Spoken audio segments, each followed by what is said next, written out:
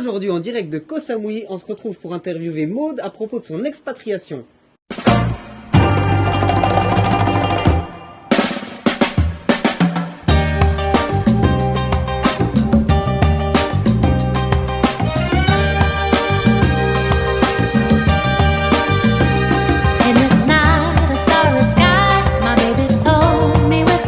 Pourquoi tu as choisi la Thaïlande parmi tous les pays disponibles dans le monde, quoi? Alors c'est vrai que mon mari, lui, il voulait qu'on parte plutôt en Italie. Ouais, plus Donc toi, précisément en Sardaigne. Hein. Exactement. Moi, je voulais vraiment un peu un choc culturel, partir de l'Europe et vraiment m'orienter sur la Thaïlande parce que il y avait ton meilleur copain qui était là. Ouais.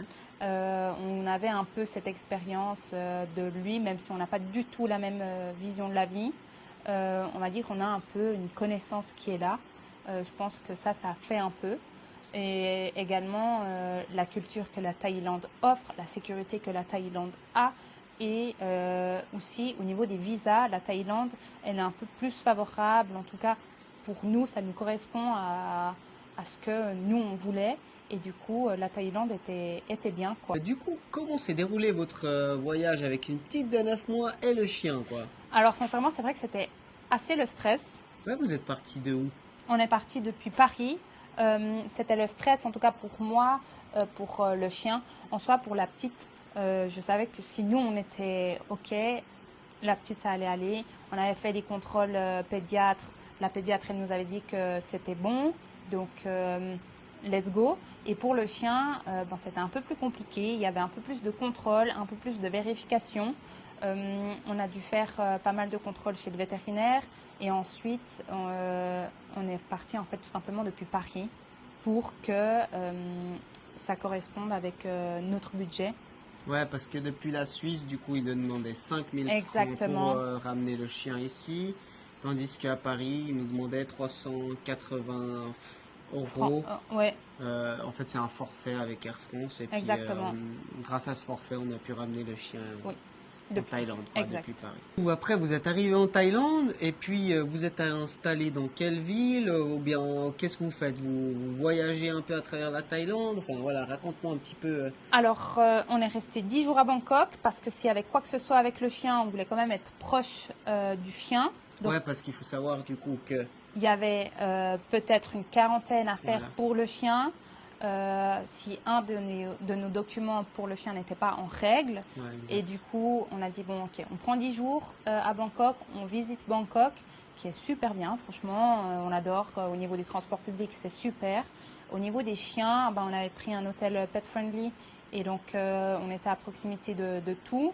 On a fait pas mal, on a fait un peu des quartiers autour avec le chien, donc c'était cool. Et ensuite, on a fait un mois à Hua Hin.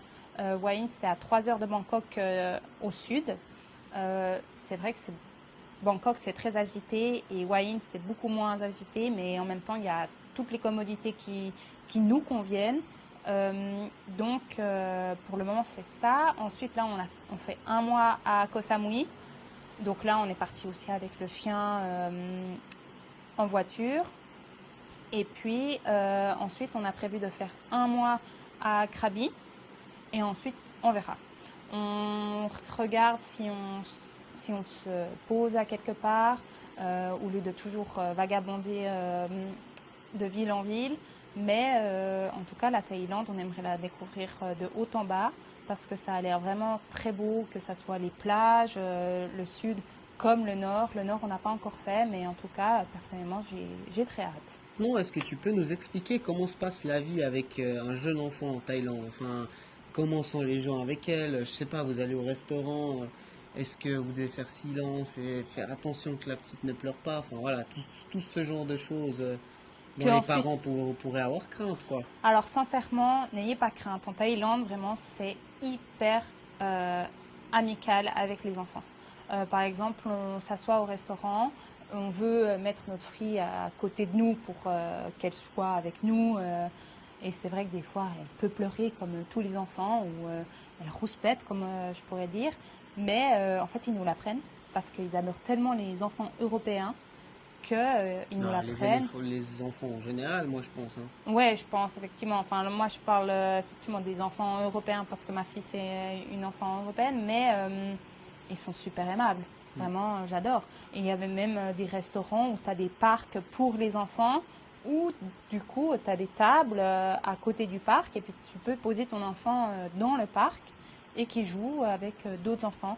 Et sincèrement, j'adore. Moi, j'avais un peu crainte parce que on n'a pas de cercle d'amis en Thaïlande qui ont des enfants. Et je me suis dit, mince, elle va pas se familiariser avec d'autres enfants ou avoir ce contact avec d'autres enfants que des fois on peut avoir en crèche. Mais là, avec tout- tous les gens qu'elle voit et qui sont Qui interagissent avec elle. exact, qui interagissent avec elle, vraiment, j'ai aucune crainte au niveau de ce côté-là, quoi. Quoi. Ok. Et du coup, quelles sont les principales différences pour l'instant que tu as constatées entre ton mode de vie en Suisse et ton mode de vie en Thaïlande? Oh, je suis beaucoup moins stress, même si là il y a du trafic, ça va. Du En fait, trafic, tu dis sur la route ou bien? oui, du trafic sur la route. Franchement, ça va. En fait, ici, les gens, ils sont tellement chill, comme je dirais. Ça te donne aussi envie d'être chill. Parce que j'ai l'impression que en Suisse, je parle de la Suisse parce que je suis suisse et je connais la Suisse et j'adore la Suisse.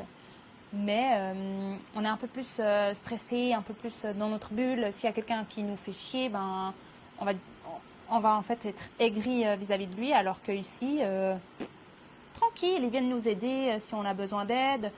Oui, ils sont assez ouverts à discuter avec nous, à nous aider, à être sympathiques avec nous et ils sont souriants. Donc en fait, ça te donne tout simplement le sourire, quoi. Ouais. Est-ce qu'il y a des choses de la Suisse qui te manquent? Alors moi, j'adore les montagnes, j'adore le lac. C'est vrai que ça me manque un petit peu, les belles vues qu'on peut avoir en Suisse. Mais sinon, il y a aussi le chocolat que j'aime bien. Et Bon, j'aime après, c'est toutes bien. des choses que tu peux trouver ici. Oui, mais le lac, ça a quand même une saveur. Oui, ok, il y a la mer. Je suis contente de voir la mer et de voir les montagnes qu'il peut avoir ici. Mais je suis habituée aux montagnes et aux lacs suisses. Du coup, j'aurais plaisir en tout cas à retourner en Suisse pour voir ces belles vues et à me les enregistrer vraiment bien en tête. Mais je pouvais juste quitter la Suisse 2 semaines et aller dans un autre pays. Ça me manquait tout autant. Donc ça va juste être une habitude.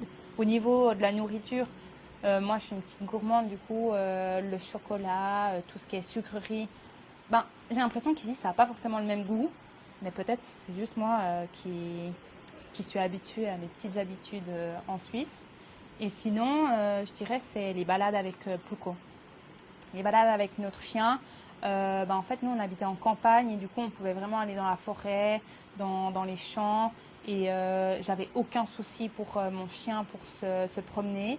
Et là, c'est vrai que c'est un peu plus compliqué, mais en fait, il faut juste avoir une nouvelle habitude.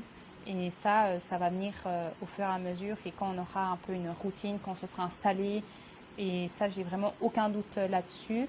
Mais ouais, on va dire ces trois choses qui me manquent. La famille, elle me manque pas encore parce que ça fait que 2 mois Ouais. qu'on est ici. Et Puis on n'avait pas forcément le temps de les voir très souvent, donc voilà quoi. ouais, enfin, on se voyait de temps en temps et du coup, c'était pas la même chose, quoi. Mais pour le moment, ouais, il y a ce genre de choses qui me manquent. Mais sinon, c'est tout. Toi, en tant que femme et jeune maman, des fois on sait que dès qu'une femme devient jeune maman, on dirait que sa vie s'arrête, elle consacre toute sa vie que à son petit. Et toi, du coup, tu l'as pas fait. Tu as réalisé un projet énorme. Qu'est-ce que tu donnerais comme conseil à ces femmes qui ont peur, à ces femmes qui ont une énorme crainte de faire un tel projet, quoi? Franchement, faites-vous confiance. C'est la seule. On est maman, enfin, je suis maman d'Ayana. J'ai envie que le meilleur pour elle et pour qu'elle ait le meilleur, il faut que moi je sois bien. Et en fait, c'est un peu ma philosophie. Il faut que je me fasse confiance et ma fille, elle verra si je suis bien. Bien sûr, il faut qu'elle soit elle en sécurité, ça c'est ma priorité. J'ai des points où ok, je vais toujours mettre ces points avant tout, donc la sécurité, la nourriture, et, etc.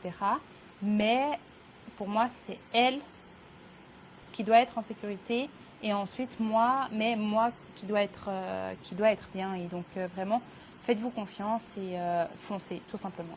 Et enfin, une question que tout le monde se pose. Tous mes potes, toute ma famille, toute ta famille. T'as pas peur que ton mari te lâche pour aller avec une Thaïlandaise?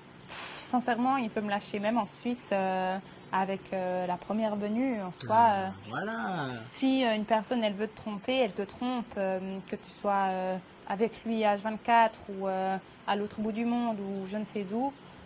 Il faut tout simplement juste avoir confiance. Bien sûr, les Thaïlandaises, elles ont leurs qualités. Moi, j'ai mes qualités. Et voilà, comme chaque femme, au final, chacun a ses qualités. Mais alors, dans ce cas, tout le monde est mes concurrentes et je suis le concurrent de tout le monde, quoi. Merci d'avoir regardé cette vidéo jusqu'au bout. On se retrouve prochainement pour une nouvelle vidéo. Et si notre contenu vous intéresse, abonnez-vous. Ciao! Bye!